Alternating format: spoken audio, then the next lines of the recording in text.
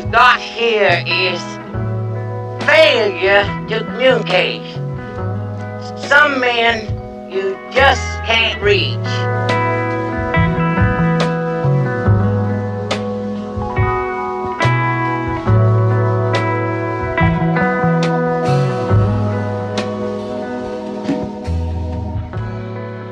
Where's the cue ball going?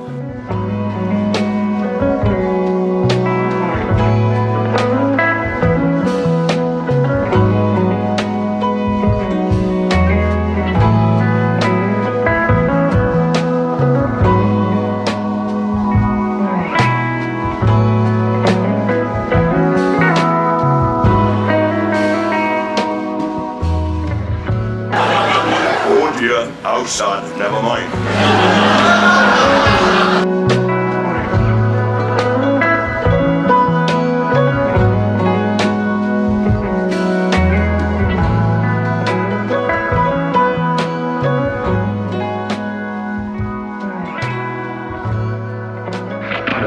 Put 'em up.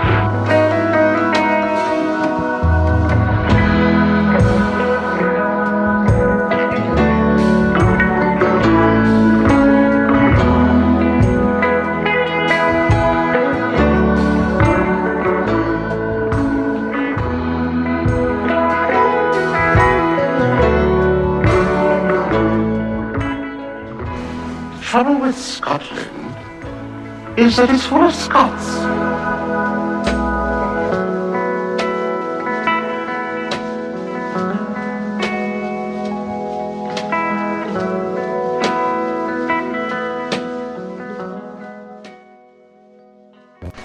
Trouble with Scotland is that it's full of Scots. Don't make mistakes here. We just have happy accidents.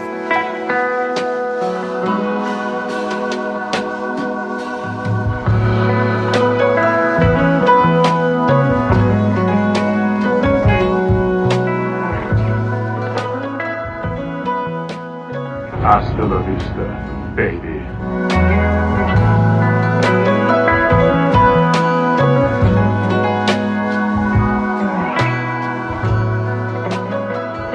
Things look bad. It looks like you're not gonna make it. Then you gotta get mean. I mean plumb mad dog mean. Because if you lose your head and you give up, then you neither live nor win. That's just the way it is.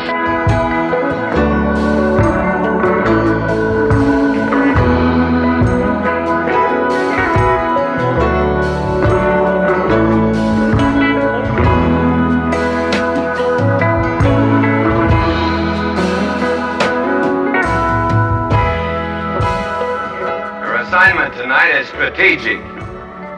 You can't give the enemy a break. Send them to hell.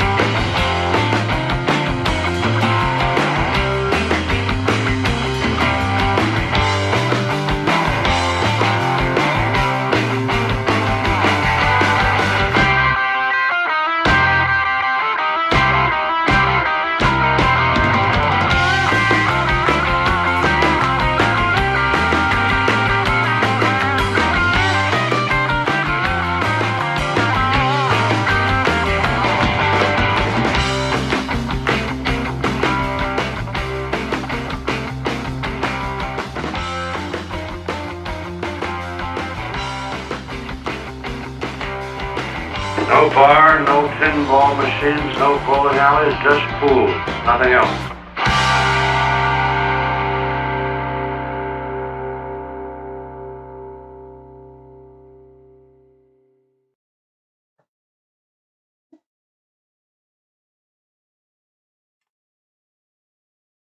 Well, good evening. Welcome back to VP4 TV.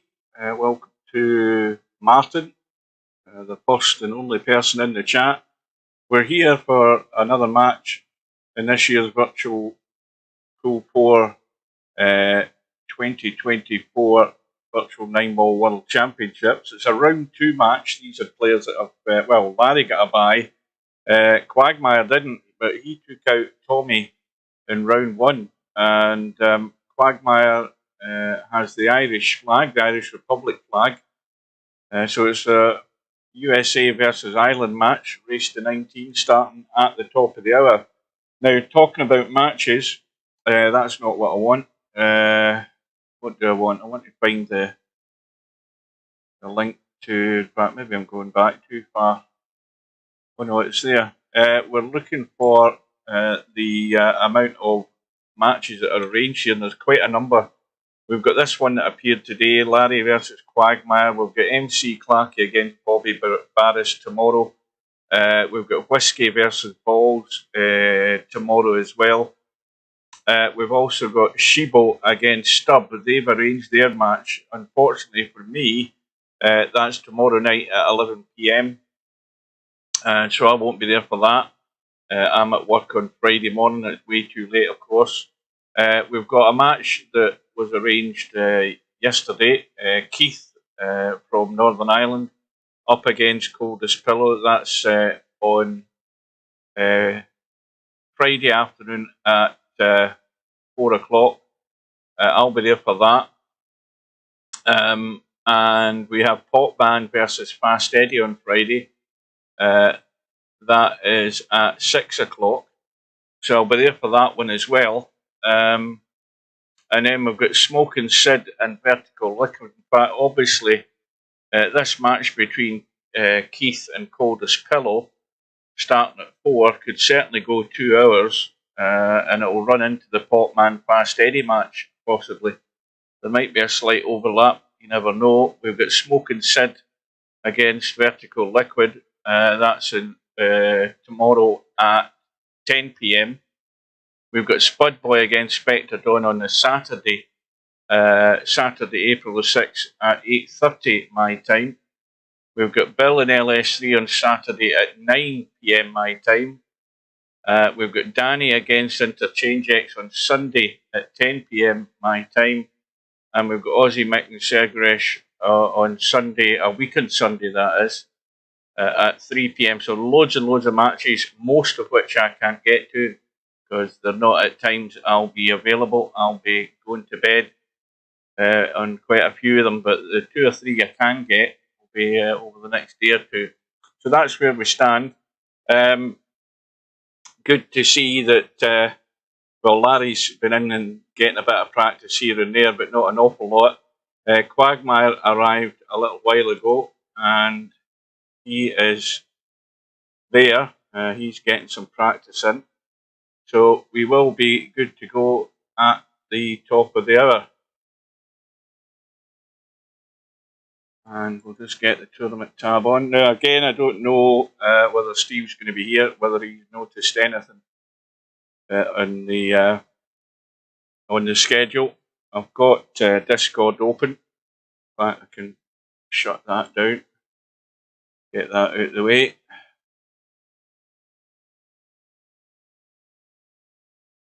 Right, so we should be good to go. Now, Larry has been at this for as long as I can remember, as long as I've been online. And he's yet to win one of these major titles, so he's going to have another go at it. I think Larry, having seen the result between Tommy and Quagmire, Larry might be, I don't know, he might be slightly surprised. Maybe he knows a lot more about Quagmire than I do, because I've not really seen him play a lot. But we're going to find out. But clearly, he can't be a mug because he's been good enough to beat Tommy in the end. Welcome to Coldest Pillow. I did message Keith yesterday and I got a reply from Keith. Is Larry the one who works in a shop? Not to my knowledge. I work in a shop.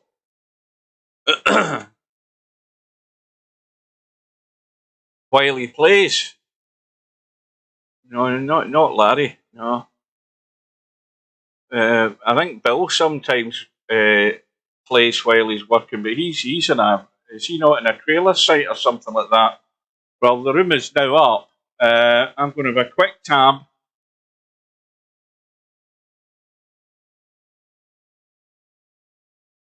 Well, there's no sign of Steve there, and if he does appear, he'll appear in the room, and then he'll know he's in the chat. So, well, I've jinxed Larry straight away. I've jinxed him straight off the bat. He's fouled on his practice break. As soon as I came into the room, now, why am I not getting any audio? There's something funny going on here.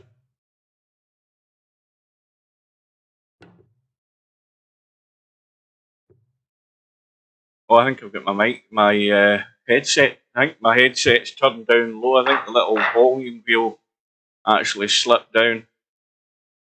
Yeah, Larry says that he uses a trackball mouse. Good evening to Semi-Pro. So off we go. Larry won the lag. And he's broke off, and of course he's broke off dry. So now we're going to get a good look at Quagmire and see what sort of level he's looking at. Well, he's over 2,100.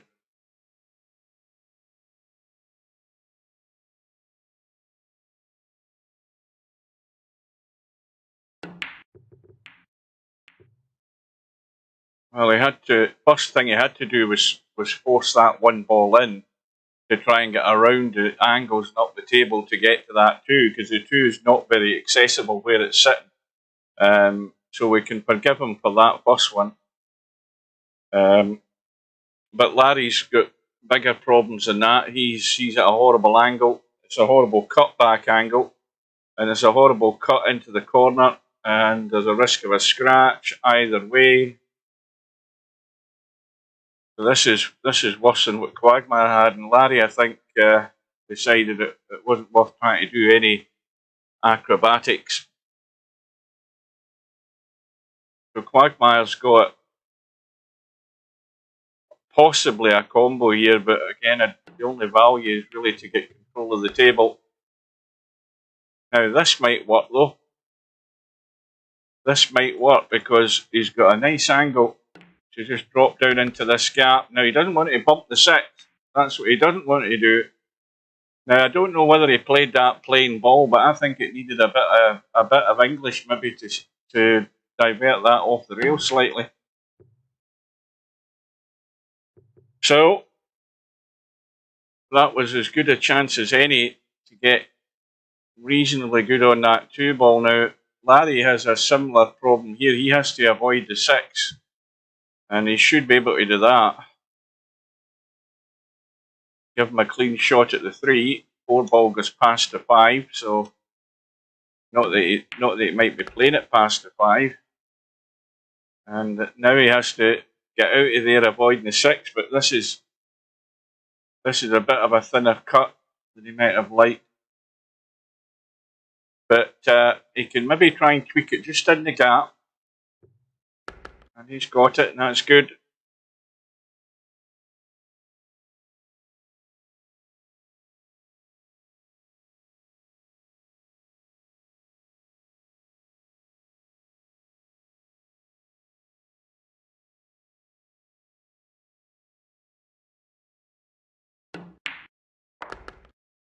So now, is he going to go forward and around the angles to try and get over that right side?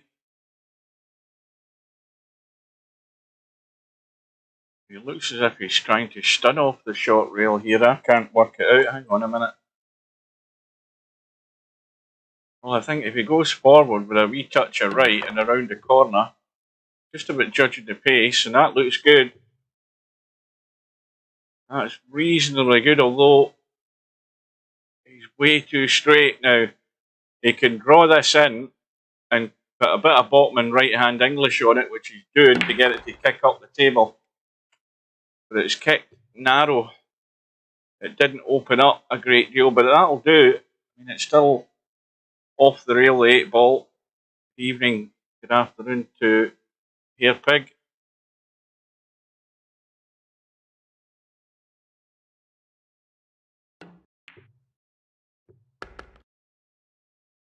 Well, the thing is, with the top of the English in that, he was a bit too straight. He would have had to maybe pinch a bit more in that angle of the shot to get that top in English to work there with that. I think the other problem with the bottom and the right English is he didn't put as much on it. If he'd maybe had a bit more, that cue ball's gone. If he'd maybe put a bit more right hand English on it, it would have fizzed more off the rail when it hit it. But then that brings us the scratch into the equation in the top right hand corner. Well, what about? I mean, I've got to say this: who the hell convinced Ronnie O'Sullivan that shirt he was wearing was cool looking? He had a shitty mustard shirt on. It looked absolutely horrible.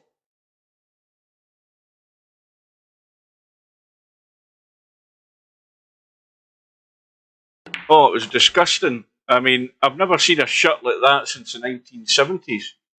I thought it was bad when Doug Mountjoy turned up for a match in the World Championship with a red shirt. But that thing that he had on, absolutely disgusting. It was revolting. I hope he takes the advice. I bet he's had plenty of people tell him to go and burn that shirt. Right, so Quagmire has a problem here, but that 5 is tight, but it does go.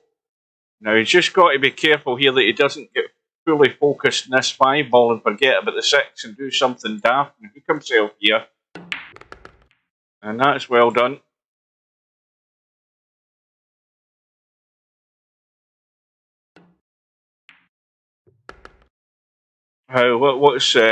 What's Ali Carter doing apart from the fact he was 7-1 down?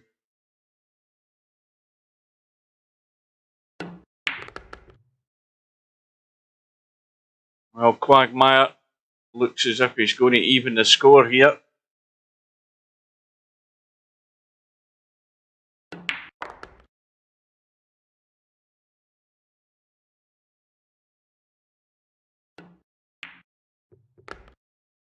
Yeah, that was a load of bullshit, that in the World Championship. That was him just nudging past one another because it's tight at the Crucible Theatre when it's in a 2-table situation.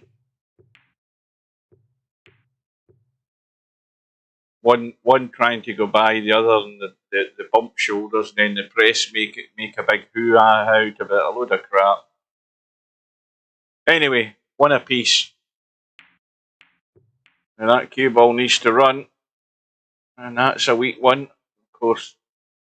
Okay, Larry's got a shot in the 1. He's not going to have much of a shot in the 2 unless he catches a great deal of that 7 ball and somehow spins off it. Because the angle that he's got in this 1, well, it might work. It might work. Well, he hasn't caught any of the 7. And it could be much more horrible than this, hampered by the 9, a thin cut in the 2, and he's got to run the cue ball. Yeah, he's actually missed it in the way up. Oh, he's going to get lucky, is he? No.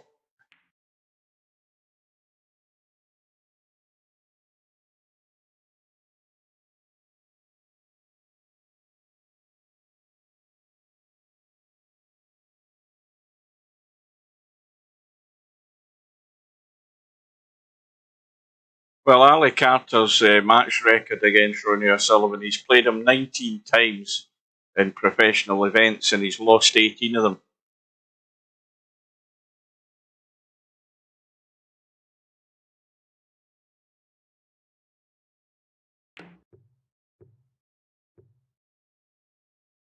Well, the thing is, you know, if you look at the three greatest champions in the last 40 years, none of them were really liked by their fellow professionals because they kept themselves to themselves most of the time. They didn't hang around with the boys in the pro room or anything like that. Stephen Hendry, I mean, he'll tell you himself, he didn't hang about chatting with the boys and been palsy-walsy with them. His mind was on the job in hand. Steve Davis, nobody liked him. And I mean, when I was going to the snooker club, there was loads of people didn't like Steve Davis. I think I was the only one that did like him because I liked him for the way he played the game and how tough he was to beat. But if you're going to be the best, you don't have to be pals with everybody. And Ronnie O'Sullivan's a bit like that. I mean, he doesn't hang about with them all. He just gets on with what he's to do and gets away from it.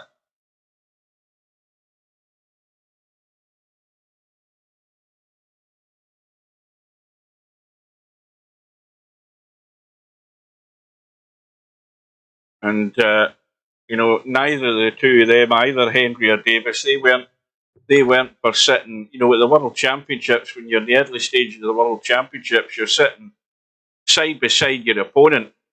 They weren't the type to sit and chat away with their opponent. Their mind was fully focused on what they were there to do, and that was to beat their opponent, not sit and be pals with them. They were the enemy. Well, this is the crucial shot, and that's pretty well done. He's actually got a slight angle inside. He's going to be. I think he's got to be in the short side of the 7 ball. He can't risk doing anything much with the cue ball, I don't think. And that's pretty well done.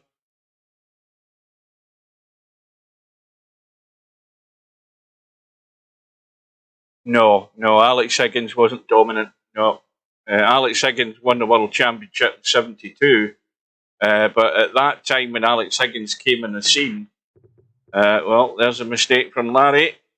It was Ray Reardon and John Spencer that were dominating the game at that time. Between the late '60s and into the mid '70s, Reardon won it 6 times, and John Spencer won the World Championship 3 times. Alex Higgins was a sort of flash in the pan in 1972 when he won it. And then it was 10 years later that he won it again. No, I won't be doing that match, CP, because it'll be a bloodbath. That's why I don't like doing matches where you know, if my sixth sense tells me it's going to be a bloodbath, then I ain't doing it. And with the greatest respect to Bobby Barris, he's going to get ripped a new asshole more than once in that match. Matt will tear him to shreds. It is not going to be pretty if you're in Bobby Barris's corner. And I don't want to watch that sort of stuff. Well, Quagmire now got himself hooked, so give it the old heave-ho, give it a bash. You might as well. This is my solution to this sort of situation. Just give it an old belt. Well, at least get the belt with the right line. So Larry's going to have a fairly simple ball in hand here to square it up to a piece. So loads of matches on the schedule. Just keep an eye out for them. And I don't know whether Slim's going to be around or whoever's going to be around to cover any of them, if there is going to be any coverage of them. But the one I'll be doing will be there'll be 2 tomorrow that I'll be able to do. That'll be the one with Keith and Coldest Pillow. Coldest Pillow's about to get an education in playing World Championship 9 ball against a a former world champion, Keith, tomorrow.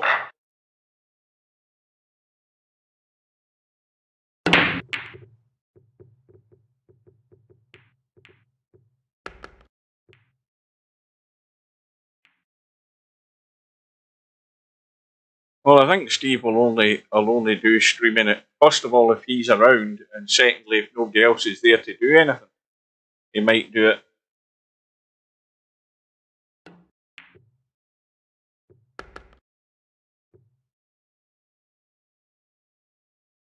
Well, this is going to be tough.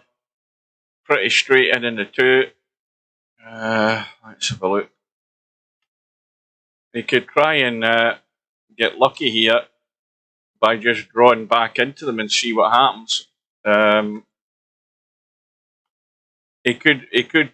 I mean, I don't think there's a great deal of opportunity here, other than just to try and get the line to draw into this and have a bump and hope you get lucky. That's all you can do. Shibo is from Virtual Pool 3. He used to be known as Poolminator. Before that, he was known as Diablo. He's from Serbia. And he'll play. I'll tell you how that match will go. Shibo will play far too quick and he'll make mistakes and Stubb will run away with it in the end. That's how it should go.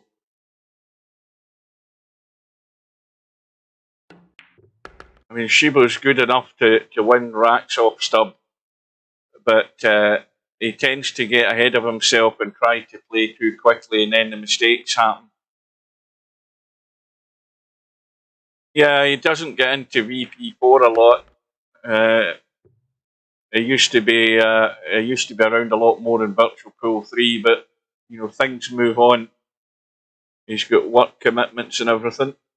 I think he probably works at home, so you know, whatever happens, your priority's earning the cash, not sitting online all afternoon playing Virtual Pool 4.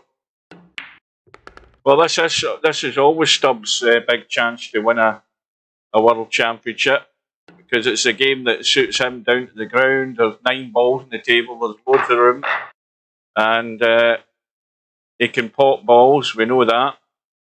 But you've still got to be consistent over the distance. Good afternoon to Bill. Well, I think he'd probably tell you that all the time.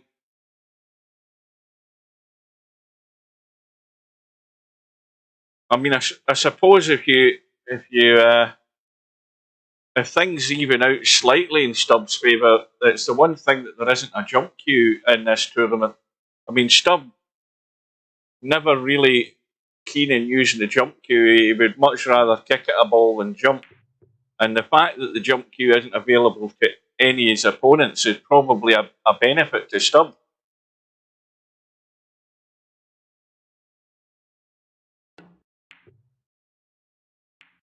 So, in the early stages, Larry has the lead by 3 racks to 2.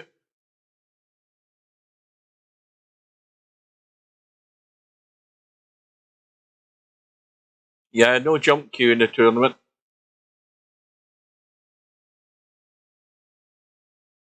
So, Larry looking to cut this 1 ball back onto the 7. No, he tried to manufacture a billiard there, but I don't think the billiard was on. I don't think there's enough room. No, I could just post a link for the previous one that I did. It's still up my channel. Now, this is really awkward. I mean, he can thin cut this.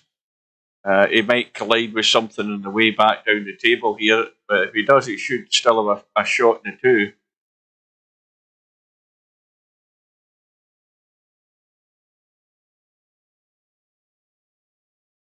Now, that'll never happen. That was not easy. Now, Larry has to hope he gets a wee bit lucky here, and he hasn't. So, these are opportunities like this, where the table is not difficult, that you've got to be taken when you have that chance. Now, Quagmire's put loads of left English on it. Now, really what he wants to do is come off this rail. He wants to jab this 2 in and come off the rail. So he doesn't really want to be saying he's chickened out. He hasn't been through with the shot. You know, whenever a player's in 2 minds of what to do with a particular shot, you're always liable for something like that to happen. And clearly there, Quagmire wasn't 100% convinced of what was the right way to play that. I think if he jabbed it in and got a little bump off the rail and get the cue ball out, he'd have been in a much better position. And in the end, he sort of bottled out on it, and it's going to cost him, or at least it should.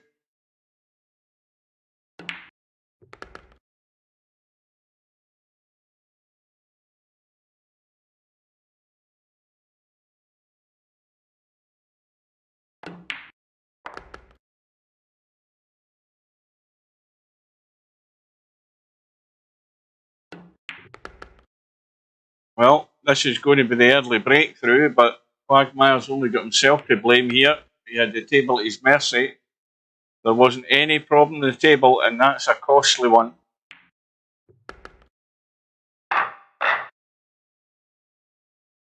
Now, Larry looking to try and build on that advantage.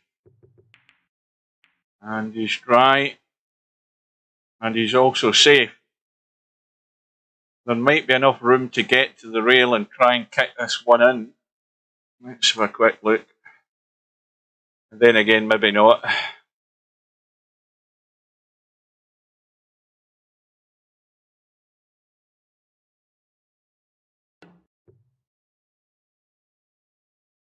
Well, it's not about winning the battle in the table. With you, semi-pro, you know that. It's winning the battle in your own bloody head. When you start getting on top of yourself, well, once you can eliminate that, then you're in a far better mindset to be beaten, Stubb.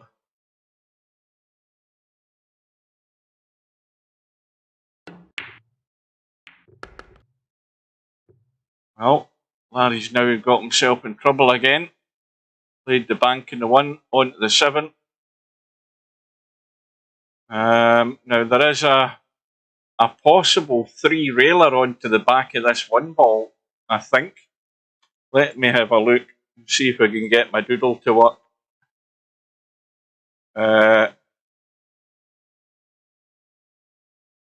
Something like that. I think there's a line with the commentator's eye that can possibly get to that 1 ball by going on the line that I've just put on the table there. Larry doesn't seem to be interested in it.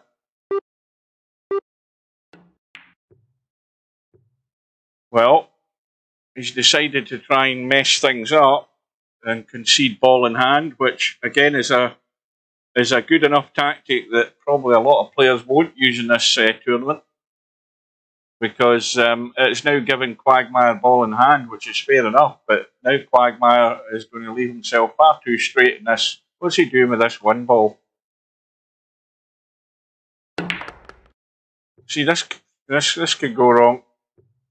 Yeah, I mean that was not the way to get to the 2 ball, because it doesn't give him any great opportunity to do anything with the 3 for a start.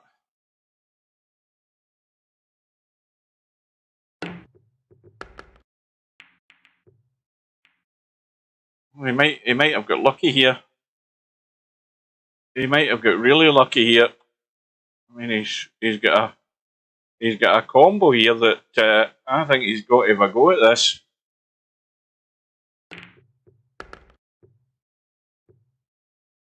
And now he's got to duck. This is where you run for cover behind that 6 and 8 ball. You've got to know when to leave things well alone.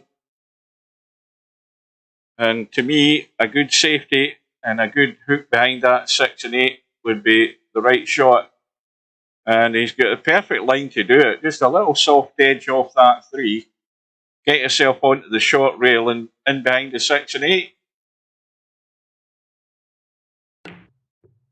No, he's decided he's going hell for leather. And, well, I think Larry's going to have to take his medicine and just leave that cue ball where it is when he pots a 3 and leave a nice angle on this 5. It looks as if he's trying to nip back off this.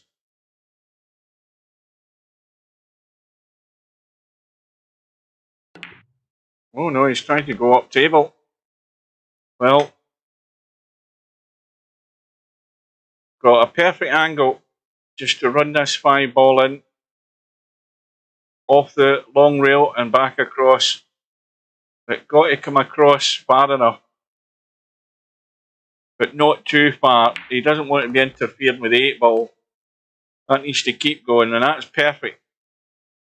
That is perfect. So straight onto the short rail, back up high enough on the 8.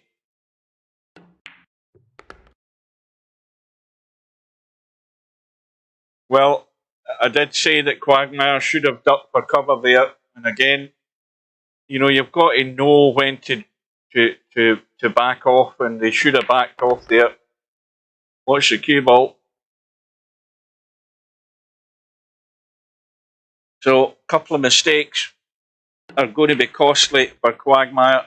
He's letting Larry get away early on here. It's now 5-2.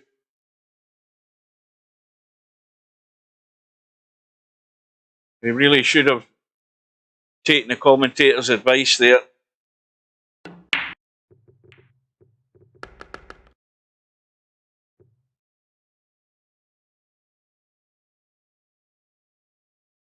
So the 1 and 3 have gone, no shot in the 2.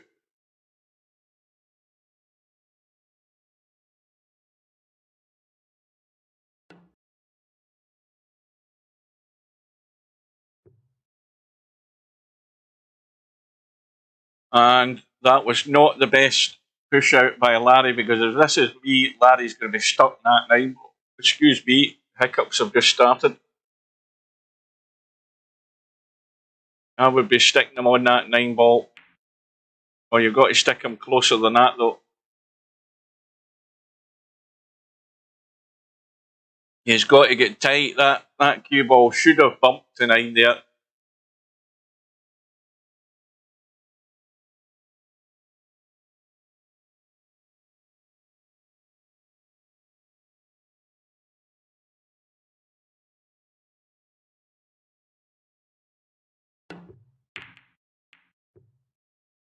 What, 7 balls, thinking about it.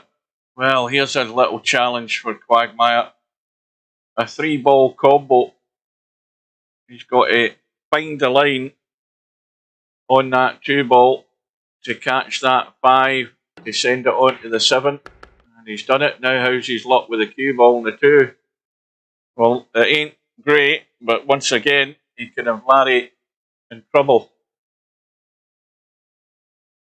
Looks as if he's going for the cut though.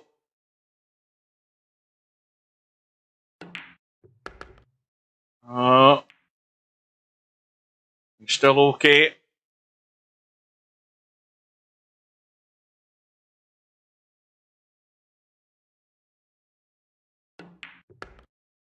This is too heavy. This is too heavy.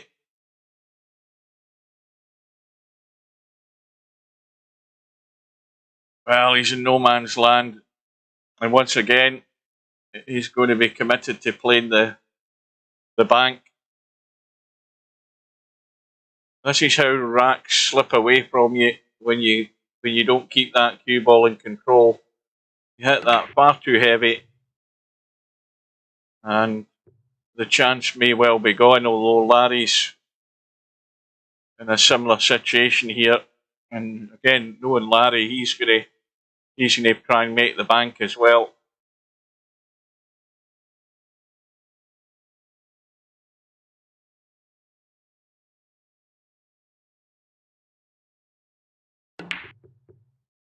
And that's perfect. And he's got a nice bump.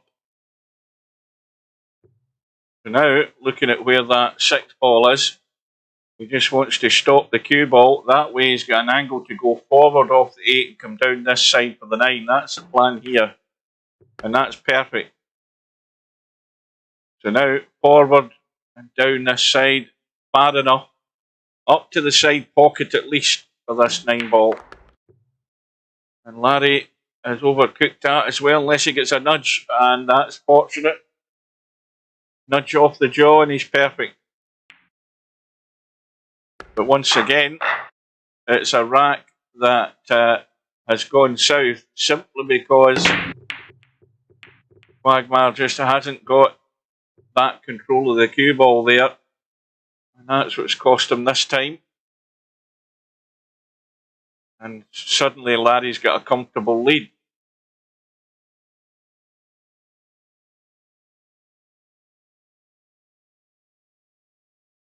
Of course, when you're playing to 19 and you find yourself 6-2 down,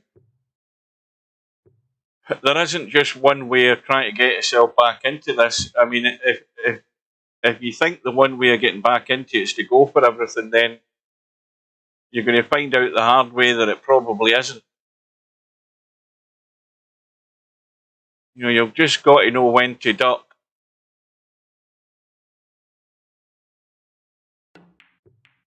And you see, he's trying to create something out of nothing there. I mean, he was trying to create a carom onto that 3 to pot the 3, and as it is, I don't know that Larry can get enough of the 2 ball to try and cut it.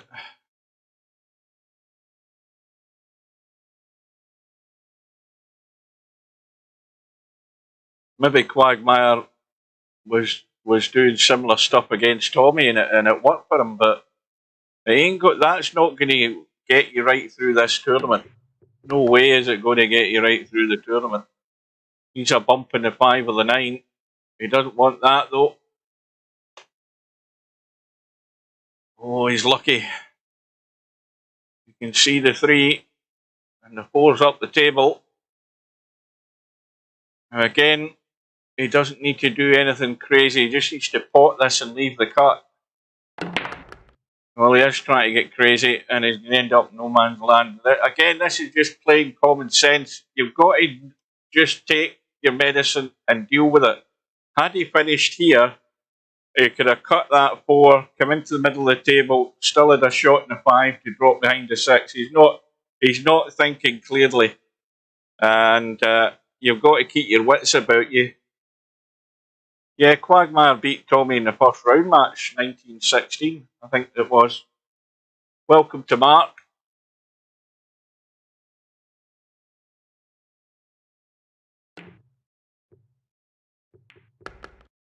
This is where, you know, players will do this. You know, seeing a ball and trying to just pot everything. But nothing's really getting played under great control. It's all about hoping you get a nice roll of the ball and you roll onto this 5 ball. But as I say, it's not going to win you matches doing that. You've got to be more constructive. You've got to be making better shot choices. And it's, of course, as Clint says, it's about knowing your limitations. And here he's in between shots here.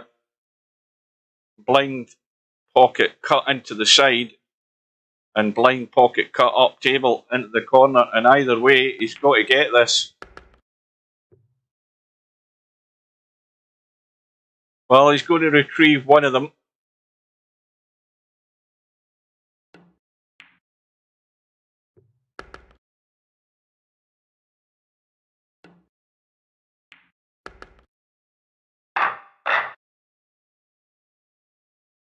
Who pays 12 quid for an Easter egg? Not me.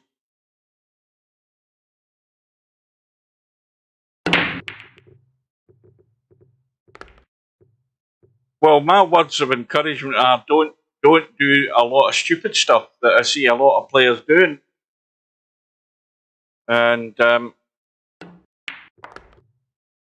you know, a lot of players tend to be aggressive playing 9 ball. The problem is that the added factor to playing aggressive is you have to be playing aggressive with control to be able to know where the cue ball's going, and you're going to have the next shot. And there's a couple of things Quagmire has done here already that's not the case. I'll always say it as I see it. What was that? Be very careful, no hating. Someone might report you. What's that come out? I don't even know who said that. I can just see the top of the chat on my screen.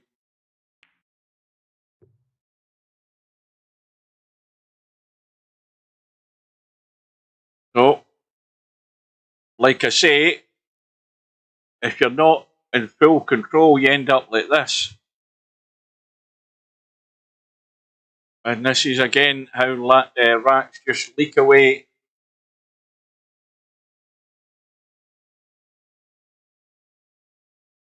Yeah, oh, I hate speech. I saw something about that. A new law that came into force. Well, you wouldn't talk. You wouldn't actually classify commentary on a computer game as being hate speech, when the commentator's job is just trying to describe what's happening and maybe what the player's thinking of doing and that sort of stuff. 48,000 of them on Saturday. 48,000 what?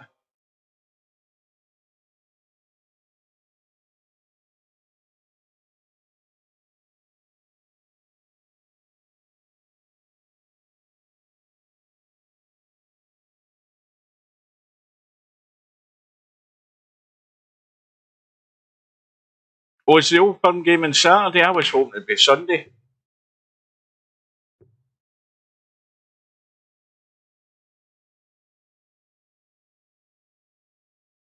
Oh, who cares? Who cares at the end of the day? Everything's politically correct bullshit nowadays. Don't upset anybody.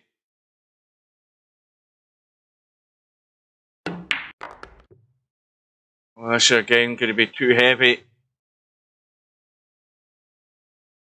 So Quagmire's got a problem with judging his pace. That's the most obvious thing here. He has a problem playing a controlled shot like that to judge it better and getting the cue ball in a more reasonable position for that 8 ball. This is going to be hard work for Quagmire all night if he's going to do that.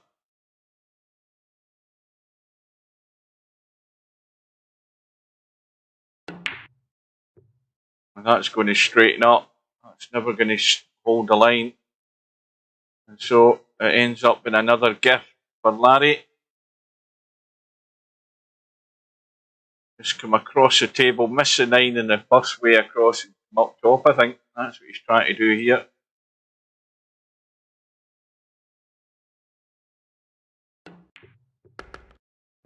Miss it again, or get a nice bump. Well, I mean, he can play the cut, he can play the bank as well if he fancies it.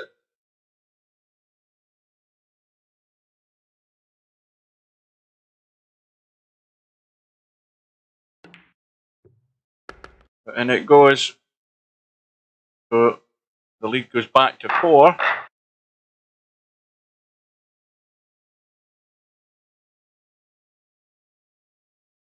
Incidentally, Larry's still breaking the way he's always broke. Although, having said that, the only slight difference is he's breaking down the middle. He usually breaks slightly offside, but the cue ball always comes back to the kitchen. So whatever advice Steve gave him when he was showing him how to break, there's not an awful lot has changed.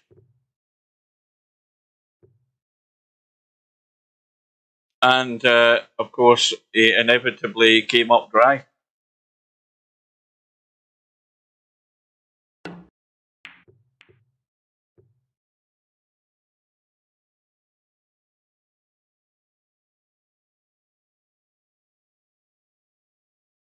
So, no problem with the 1 ball into the side.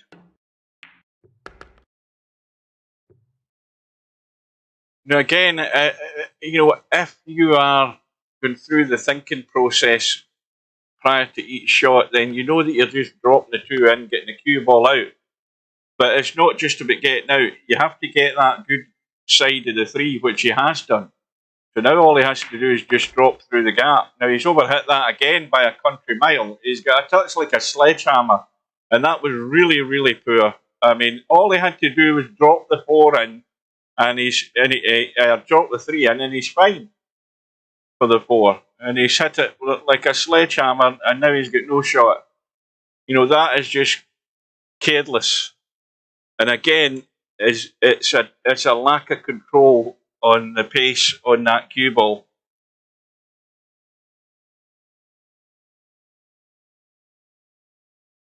Well, as I always say, and as I said last night, how far behind do you want to be before the nerves start getting out your game and you start actually playing? And at the moment he's not playing. He's hit a number of shots far too heavy, which always tells me that he's not in full control in the pace in that mouse. And he's played enough racks already in this match where he should have found his pace a lot better than he has done. Here's an example of judging the pace, because Larry's playing the draw shot, and that was very well judged. I doubt very much whether Quagmire could have played that without overdrawing it and ended up down in the kitchen. But he's still got time. He's still got time, but he definitely needs to get himself settled sooner rather than later, or the match is just going to run away from him.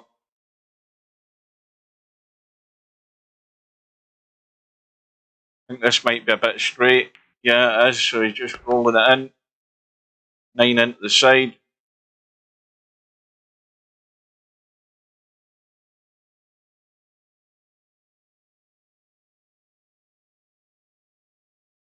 And then I start to wonder, you know, how bad a night was Tommy having that he ended up losing.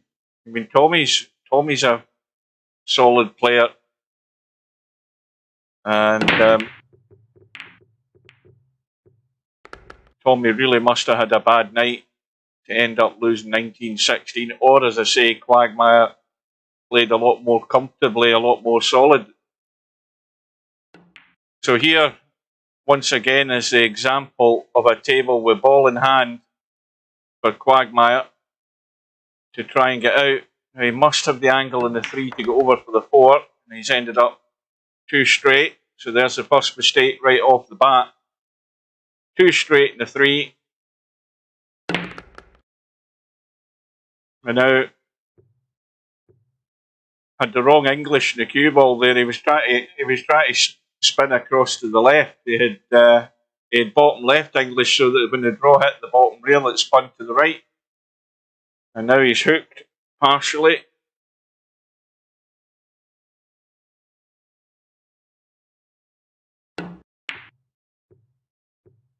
That's going to be no good either, although he's the bump and almost got away with it. Now Larry should stick him in the 9 here. This is perfect.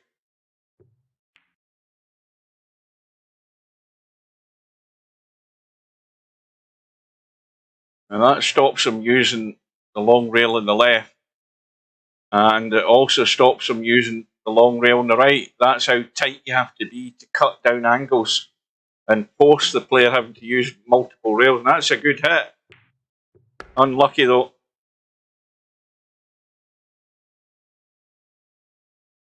So, same again for Larry. Ball in hand. He'll probably just go forward, go to the long rail and come back across past the 8 ball. In fact, just played the draw. Now, 6 doesn't go. He's going to try and nip in the back of this 6, is he? Or try to hold it. He's held it, no problem. So it looks straightforward enough.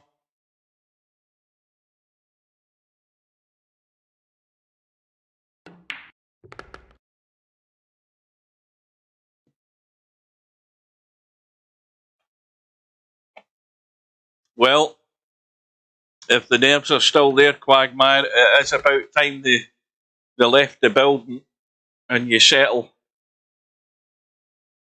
Because there's no reason now not to just relax and play the table. But again, I always say it. I say it 110 times. I must say it in a match for some of these players. You've got to think about what you're doing. It sounds obvious. It's amazing that players don't. Well, I don't know what happened with Larry there, but was that a tactical soft break?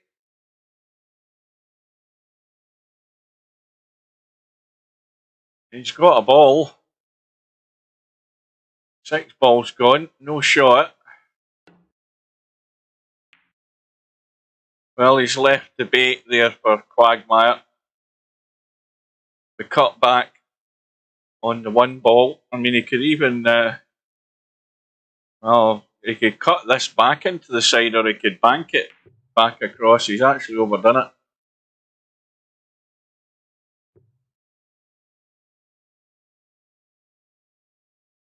Now, this is a perfect angle just to get into this cue ball and stun across as if you're trying to scratch in the other side pocket and get on that cue ball into the top right hand corner. And that's not bad. I think Larry can just nip back off this too as well. Just a little nip. No, he hasn't got a hold of it that way. Now he's in sort of no man's land. I thought he might have been able to nip that and just hold it. Maybe he was worried about the scratch coming back off that. Or maybe the angle wasn't as good as it looked. So now Larry's going sort of round the houses here trying to stay at the table. So this is the make or break one.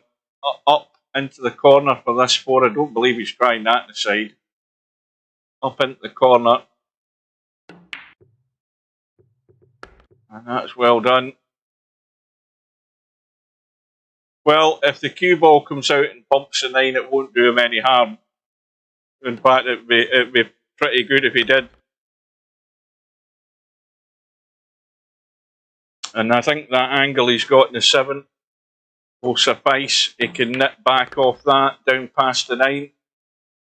And now it's just about using the angle and getting high enough in the 9. He doesn't want to leave himself in this no man's land area. He wants to get up to here. Yeah, that'll do.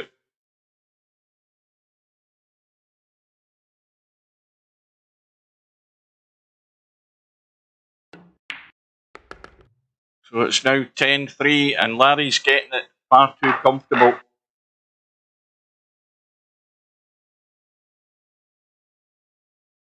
Now Quagmire's, you know, there will be opportunities for him to make important decisions during a visit. Like here, for example, he's got a wide open table. He's got a testy first shot in this 1 ball. And he doesn't really need to think a great deal about the cue ball for the time being. It's pot the 1, and he's overcut that by a mile. Because he was always going to be in the 2, regardless of what happened there.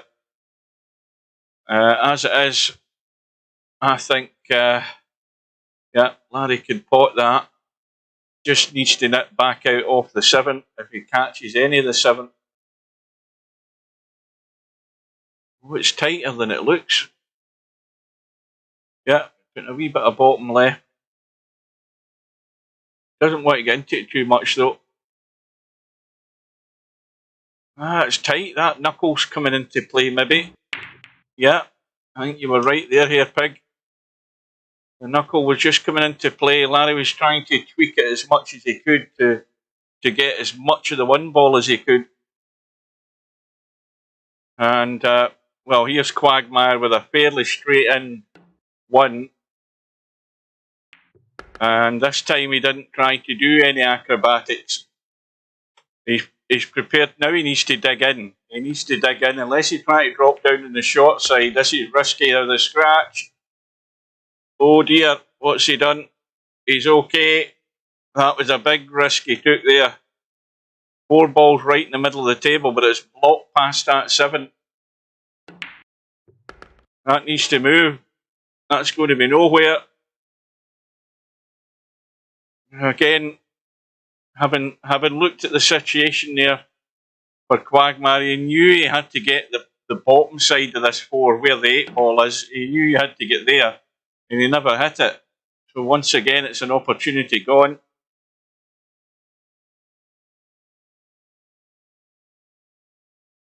And this is how players know they're not going to go deep in this tournament, when they've got tables that are wide open and somehow they're finding themselves getting into trouble. And it's all down to just judging where the cue ball's going and being in control of it. You will get found, you're going to get found out very quickly in races to 19. You can maybe pop balls in challenge rooms and win racks in there, but when you're playing the same guy and you're finding out the consequences of you not being able to get the job done and the other guy's doing it more often than not, then you're going to find a big gap building up like 10-3. And that question's been long since asked of you. Can you construct racks and put them together?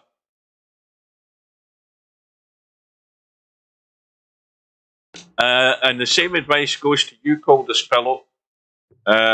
Keith is more than good enough to be winning racks. If you think all out attack's going to win you, then good luck.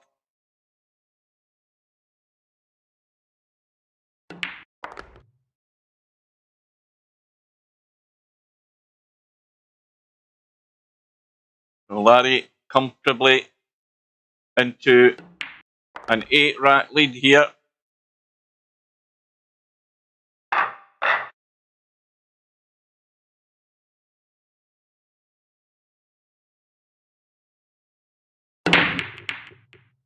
Larry's trying the cut break. I don't think he got any joy in that either. That looks dry. So here we go. Here's another perfectly good table for Quagmire to be running out. And straight away he's got himself in trouble because he's gone straight to the rail and he's immediately limited what he can do here. He can only go forward. And he's got to go forward and really come back into the table. And he could end up hooked, or he could end up anywhere. And straight away, he's lost control of the cue ball. The cue ball's just running loose. And this is 2 straight in the 4. And it's all becoming hard work just to stay at the table. Now he's got to move the cue ball here. And that'll do. Now, if this is me, I'm going the safe route. I'm going forward. He's nipping back. This could end up hooked. Oh, he's lucky. I would have went my long safe route there. That's the way I would have went. The only danger with my route is bumping into 7.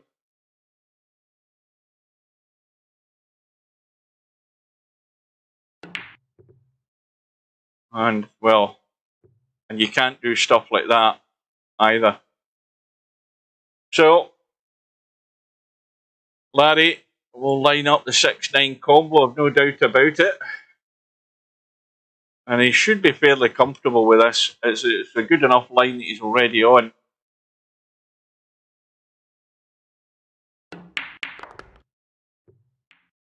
So once again, it's a mistake. And it's duly punished by Larry.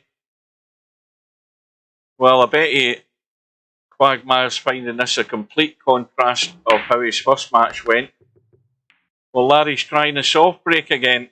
Well, I'll say this for Larry, at least he's mixing it up.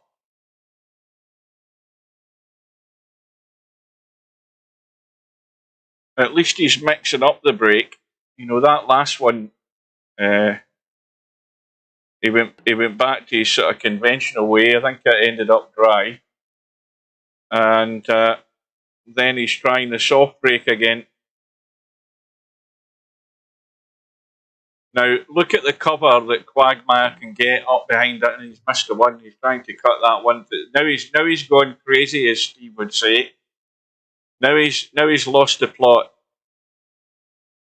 because the shot there was ducking up table and trying to get behind that 2, 3, and 4 and 6 and using all of those balls for cover.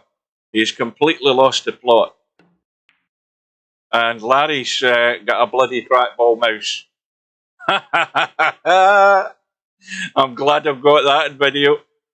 Well, that deserves one of them. Oh dear.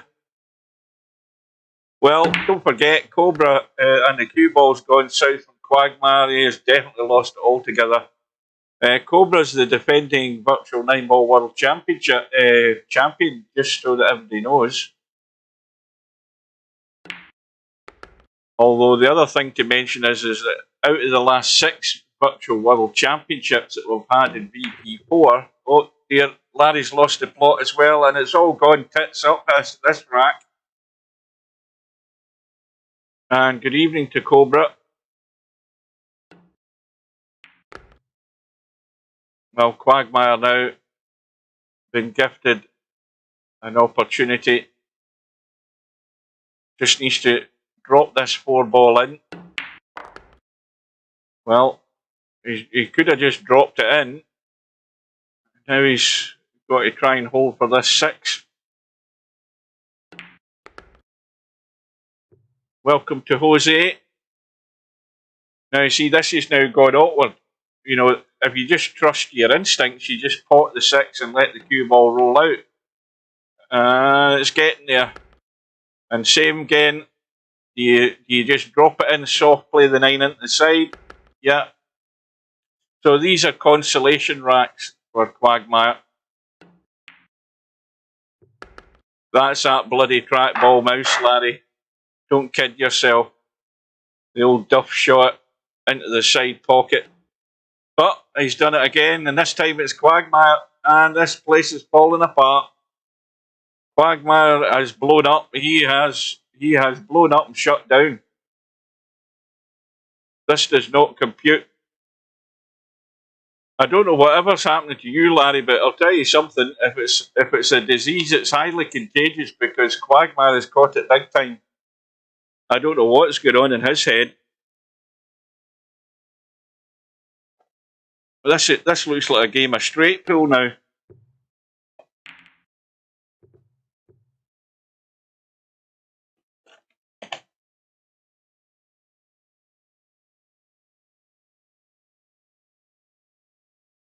So Larry trying to duck and dive, and now how many's that Quagmire's on? Is he on just the 1 at the moment, or is that 2? Because I've totally lost the plot as well as far as counting goes. Well,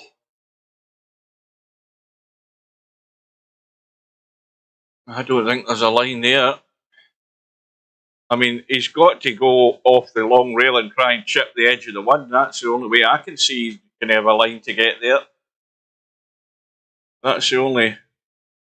That's unlucky. But it is 3 fouls.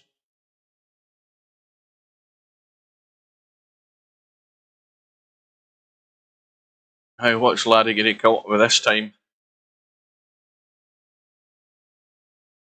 Well, he's gone to the corner of the break box for the 1-ball break into the side. Again, it's a soft break, and that's got him hooked on the 2. The 4 and 5, let's have a look at them. Nothing's going to happen there.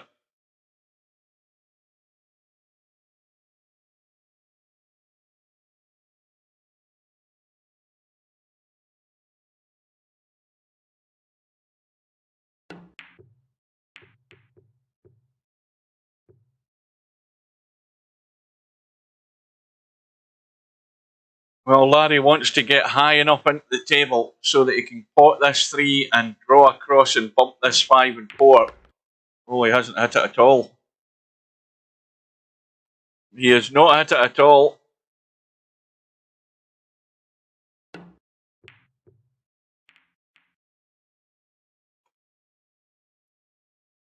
Well, just a stop shot.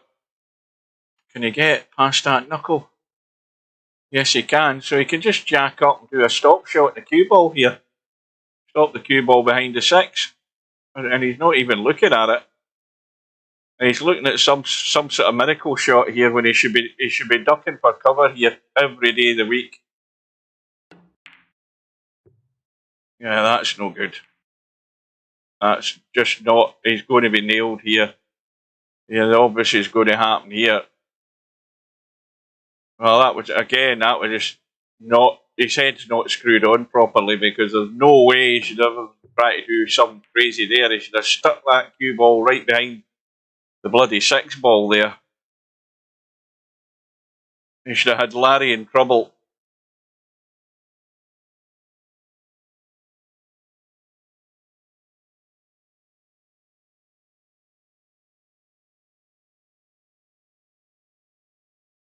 So this is, I mean, he can do the obvious and just roll on to the 3 ball. You know, I mean, that's the simplest shot, but the problem with that is he's leaving it easy for Quagmire. Now Quagmire can try and get into a very tight space if he fancies it. It's a risking of a scratch. But he can try and come down behind this 9 and 8, but that 5 ball's in the way. But again, these, I don't say simple-minded 9 ball players, I'm talking about single-minded 9 ball players, where the single-mindedness of them is pot everything they can see and try and stay at the table. When he could have tried to duck for cover there, but having gone for the 3 ball, all he's done is give Larry a chance to run the table. And Larry's got all the room in the world to nip this 4 ball along the rail. He can go up and down if he wants. Now that's coming down on top of the 5. It needs to keep going though. He's still fine. He can just nip this in.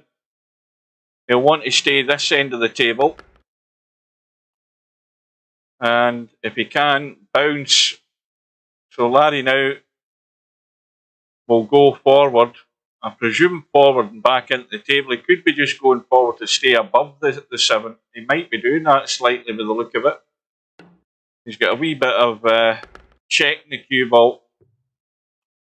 So now he's got a nice angle on the 7. Just to punch this in and let the cue ball roll right out so that he can get that 8 ball down past the 9. So he's got to roll all the way out and off the rail.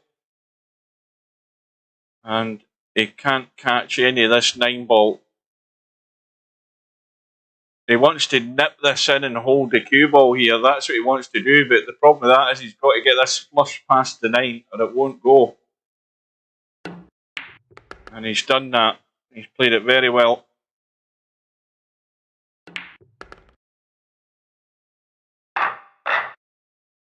So, big lead now for Larry.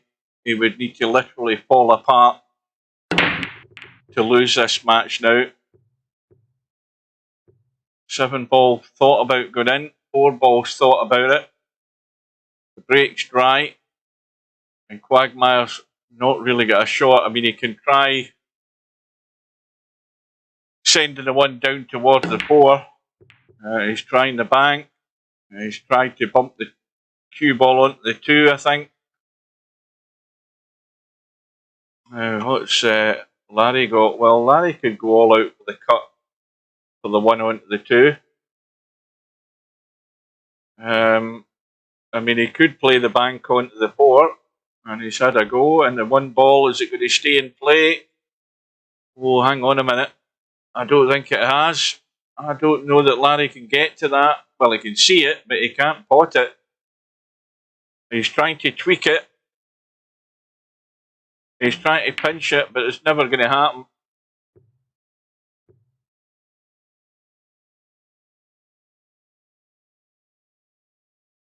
And Larry's got away with it. Now here is a perfect opportunity to nick this 1 ball up the table, up towards the 9, and bring the cue ball Well, that'll work. That will work, although it's not difficult to hit.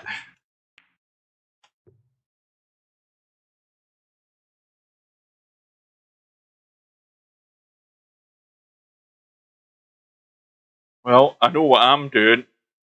I'm playing this as a 2-in-1 shot. Pot the one and run off that short rail and duck for cover.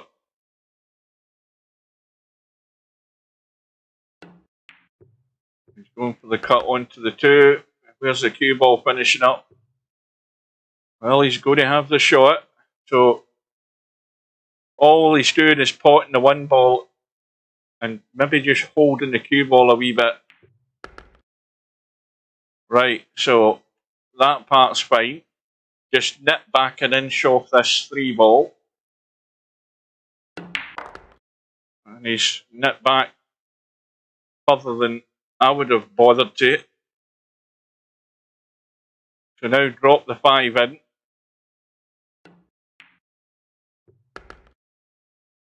Drop the 6 in and roll past the 7. Just roll forward.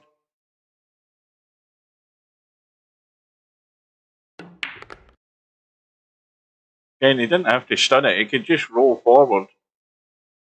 But he needs to... Well, he's gone well inside the 8, so this is just a jack up and a little stun in. But he's letting it roll out to the rail.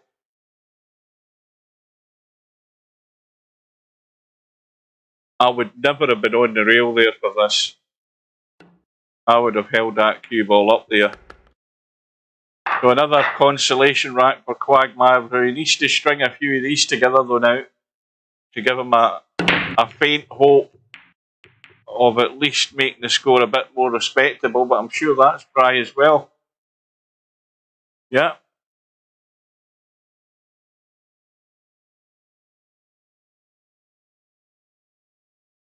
So Larry looking for the push out. I don't think there's any harm in just giving him an edge of the 1. Although he's given him more than an edge, he'll probably go for the pot here. He's going to come off the 4 ball, he could finish below the 2. I mean, down here, depending how hard he hits this.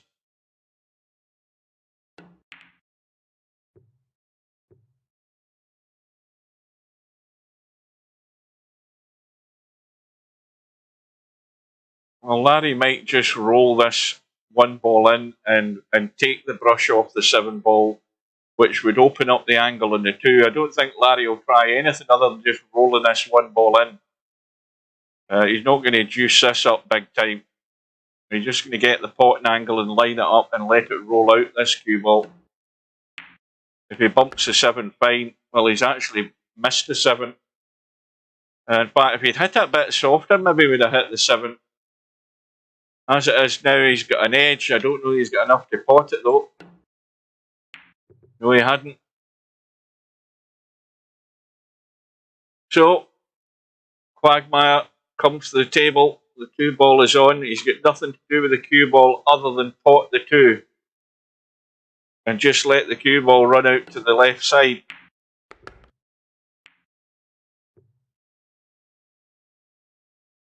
Now, again, you can roll forward, you can just kill it, you can stun it. And he's got an angle to stun this in as well and just come off the rail. But he must have the angle in the 5. Now that angle is fine to come off the rail and down this side of the 6. And he doesn't want to scratch though like this. Oh dear. I mean, the one thing you have to do with that shot is make sure that you're coming across the table a lot sooner. Because anywhere in this area, you've got a cut and a shot in 6. If you let it open out like that, you're in danger of the scratch. So your instinct when you're playing that shot is to look at that line that the cue ball's come off the rail and think, well, you know, if the little voice in your head is telling you the scratches on here doing that, then you have to do something slightly different to divert the angle, the line that cue ball is going to come off the rail. Either checking the cue ball up slightly or whatever. So a golden opportunity there for Quagmire to string a couple of racks together. But it's the old sort of sucker scratch that we've all done. And Larry's blown a gasket here. What the hell's going on with Larry? That mouse is a pile of crap. Well, I'll give him a target. The target's to get to 8. But I think Larry's now blaming the wrong key now. Larry's hand-to-eye coordination has gone out the window. So now Quagmire is in control, and Larry's decided see, that's where Larry's used his head there, because he knew fine well if he tried to roll around to get a line to hit that one ball, he was asking for 3 fouls, so he's done the right thing and smacked him open. Yeah, he wants to send that crack ball back. It's a piece of crap. He's made far too many mistakes with it. I hope he's still got the box and the receipt for it, because I would be either that or I'd be putting it in the bin, as I would recommend everybody does with a trackball mouse that thinks about playing VP4 with it. I think they should be banned by law. That's what I think. I think there should be legislation in the American government to outlaw the use of trackball mouse in virtual billiard simulation games. I'll sign the document.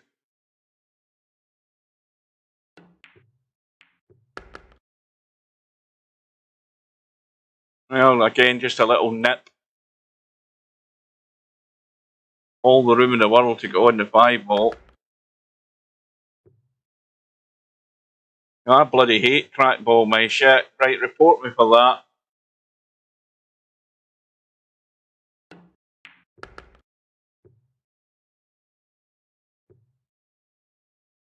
Well, the best thing that did there was missing the bump in the 9.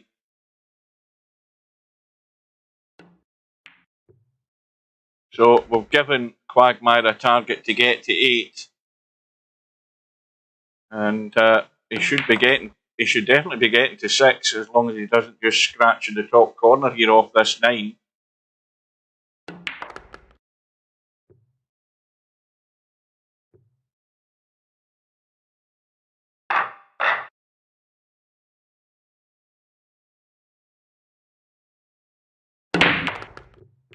And cue ball has gone.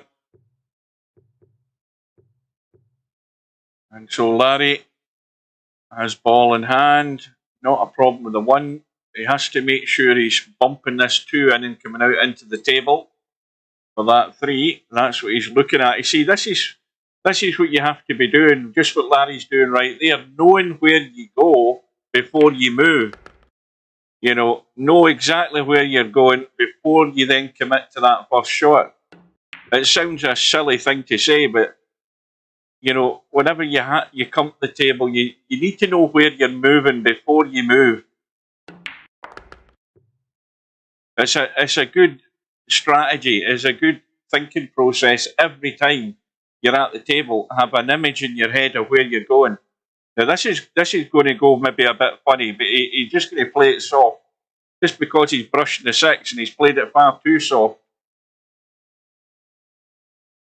So another bonus opportunity here for Quagmire. Now again, the 7's right in the middle of the table, so you have to make a choice here. Are you holding left or are you going right? So he's gone right, and he's now gone funny. He's in that in-between zone where he's not 100% convinced and confident to go through with this shot here.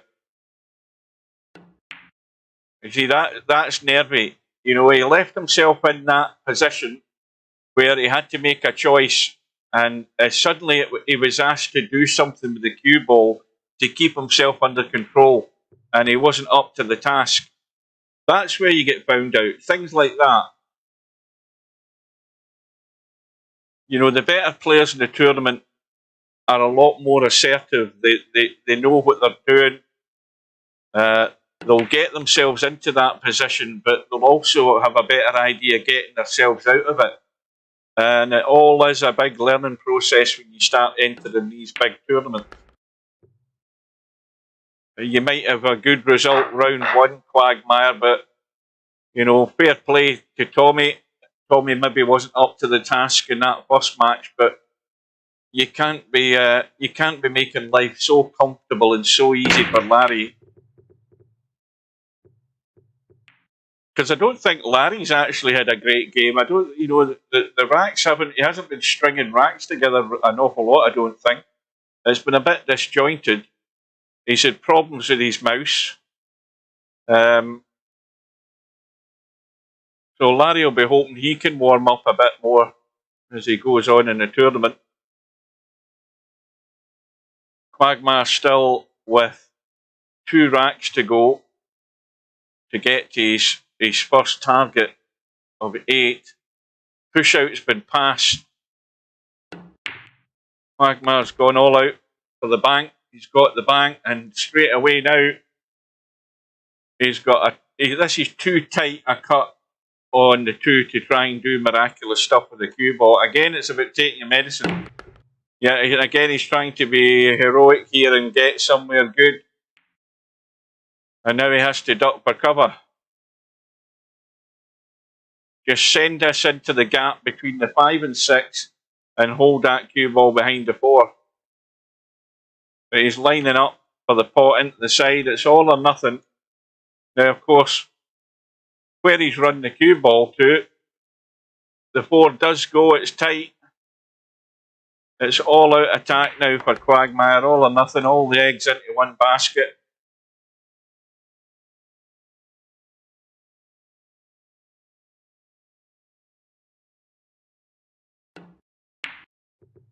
That just needs to open out further, so he's looking at a good line in the 6. And that looks reasonable, because it's just a drop in and let the cue ball roll out. He'll be on the 7. He doesn't have to try and do anything crazy. And again, through to the railing out for the 8 down table. Unless he wants to try and take it in the side, but to me, I'd be taking it down table. Now, this little dinky draw, it's just a softish draw, just to come back 2 or 3 inches. You don't have to blast it. That'll do it.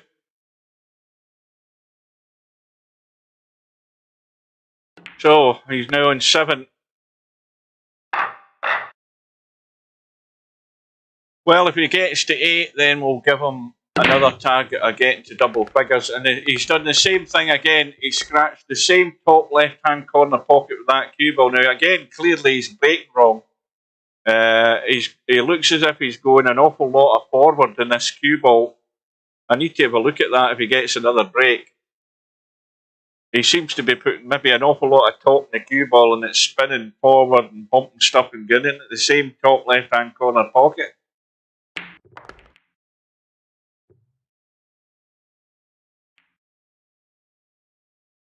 And a handful of balls went in the break as well. Larry's gone dead on the 4. Now he's trying to get cheeky here, Larry, I think. Oh, I thought he'd have been trying to thin that 4 and duck across behind the 5 and 7 there. Well, that'll work though.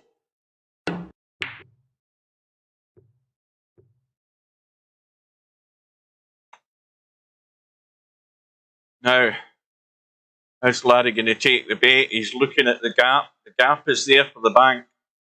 The gap is there, and he might get lucky because that 5 ball could end up making this a big pocket. And it might it could hit the 6 and come off the 5 and still go in. Anything could happen here. No, he's going for the cut. I thought he was going to play the bank. And he can get to the 5, can he? Can he get to... Well, I don't think he can. He's having to try and tweak this. And that's a legal shot. That's fine.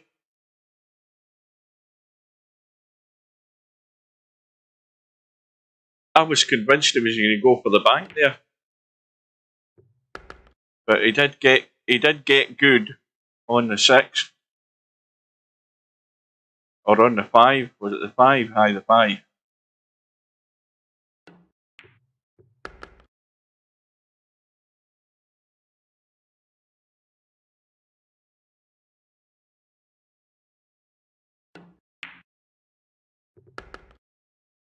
So Larry's 2 away from round 3.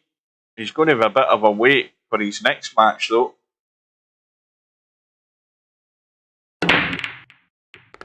And back to the old Larry break this time. 1 ball into the right side pocket, 8 ball goes in as well. Something else went, I think. No, just the 1 and 8. Good in the 2, and he'll be on the hill.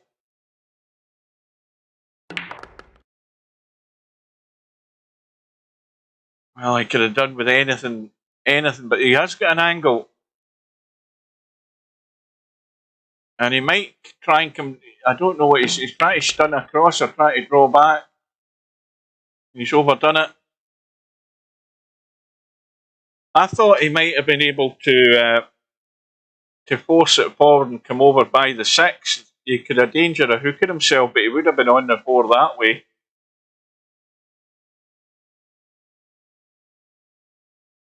Well, this is one of these in-between shots, but he's played it well. And now it should be simple. Nothing to do other than pot that 5. He can go forward off the short rail, long rail, or stun it out like that. Just a drop through. And Quagmire might have played his last shot.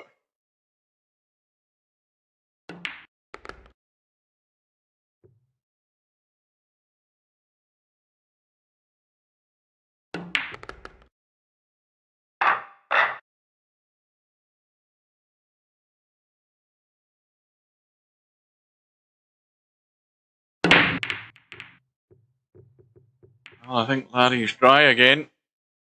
That 3 balls going. Is it? Yeah. But still no shot in the 1.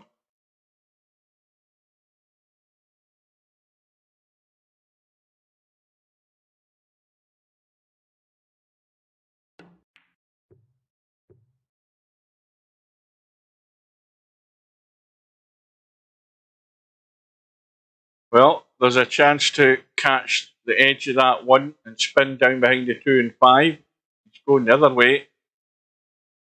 And that ain't going to work because he's actually just hung it over the side pocket. He could get enough of that 1 to catch half of the 1 ball, spin off the rail and duck down there. He didn't. He either didn't see the shot or didn't think it was on. And Larry with the table at his mercy for the match.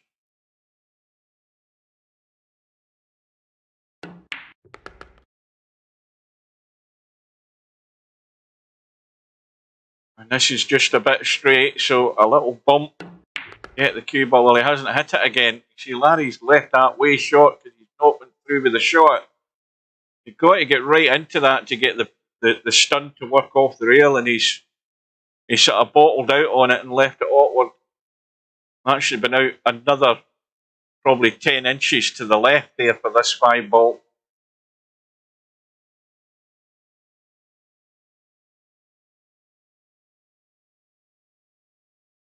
Is he going to recover the situation? No, he isn't. So Quagmire is in last chance saloon to get to that target of 8.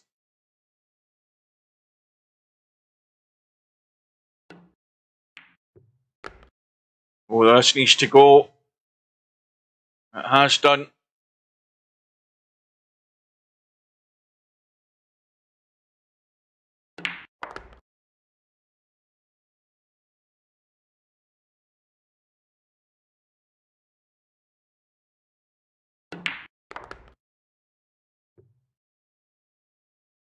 Now, again, if this is me, just a straight little stun draw out into the table.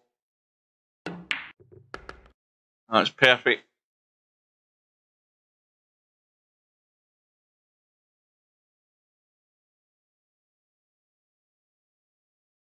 Now, don't forget, we've got the last of the 12 weeks of the Winter 9-Ball League this Saturday. It's going to be an hour later for the matches because our clocks have went forward. So it starts at 6 o'clock this Saturday.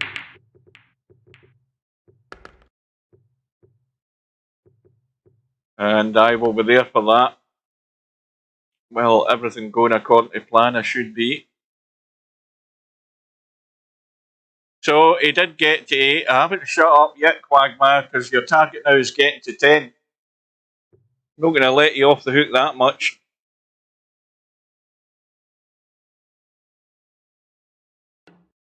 Yeah, it's about bloody time you got there in time, cold as pillow.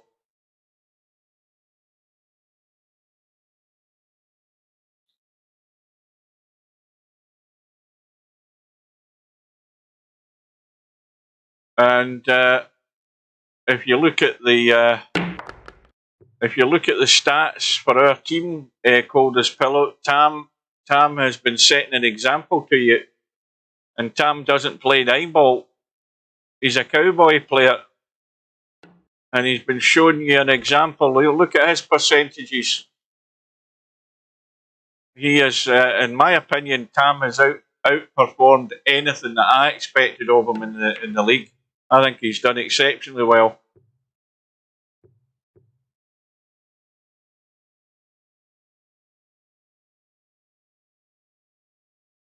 And so has Matt for the matches that he's played. He's missed a few weeks, but his percentage is good.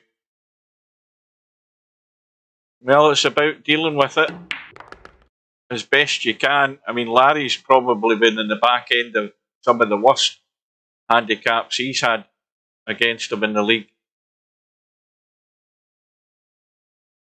He's had some nasty turnarounds in matches that he's been in a winning position, and then in a blink of an eye, boom, 3 or 4 money balls in the break, and suddenly he's lost the match. That's happened to him more than once. So Larry, with the final coup de grace, as they say in French, and Quagmire isn't going to get to his second target.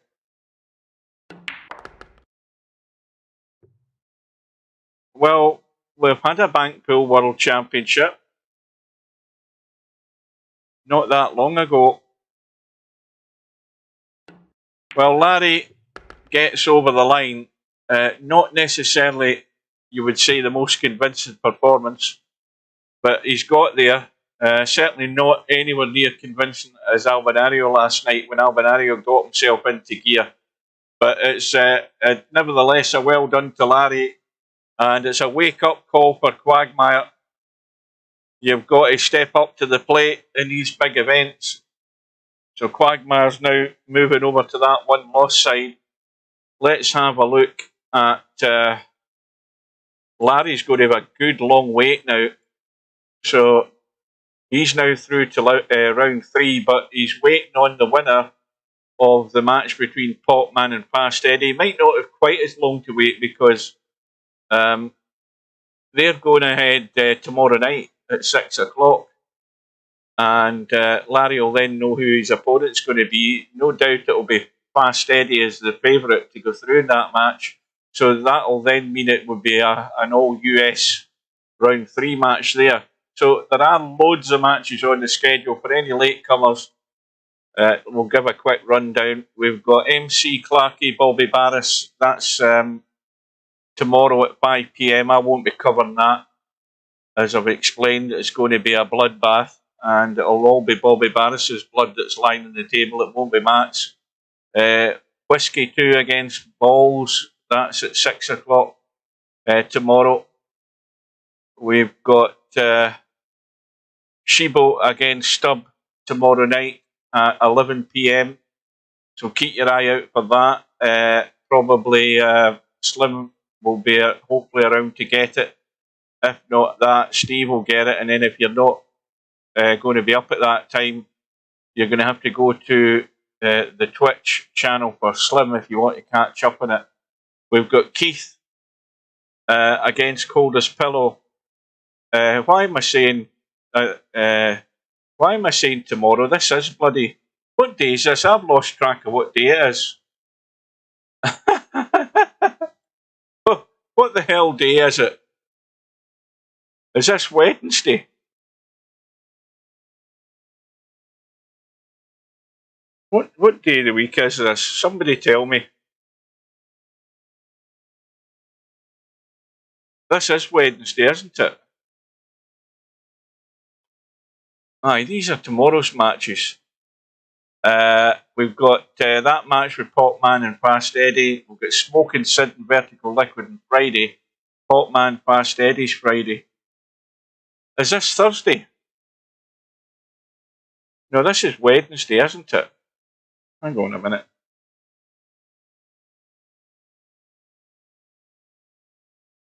Why did I think this was Thursday? And then, of course, Spud Boy Spectre Dawn is on Saturday. So, Smoking Sid Vertical Liquid is on Friday at 10 o'clock, which obviously clashes with Friday Night 9-Ball. Oh, that's what it is. That's what I was thinking. On Friday, we've got the match with Keith and Coldest Pillow. It starts at 4 p.m. in the afternoon. I'll be there for that. And to follow that, we've got Popman and Fast Eddie at 6 o'clock. So it's going to be a bit of a long evening maybe for me. I certainly won't be covering the Smoking Sid Vertical Liquid match. I'll be doing Friday Night 9-Ball if there's enough in the tournament. If there isn't, then I won't be bothering. Then, of course, Spud Boy Spectre Dawn on Saturday at 8:30. Too late for me again. And Bill and LS3 on Saturday. That is at 9 p.m. So there's two matches that clash. So I don't know whether Steve will do one and Slim will do another. I don't know what's going to happen there. You've got Danny against Interchange X. That's on Sunday at 10 o'clock at night, British summertime. And finally, Aussie Mick against Sergaresh. That is a week on Sunday. So that's all the matches in the schedule. That could change as well. So, as I say, keep your eye out on the day these matches are going ahead to see if there's going to be any live streaming of them. Until then, I will bid you sayonara, and I'm off to see if there's any snooker left to watch, because that match with O'Sullivan and Carter should be over by now, I would think. Bear in mind that O'Sullivan had him dead and buried. So, until we meet again, I will say good evening and thanks for watching.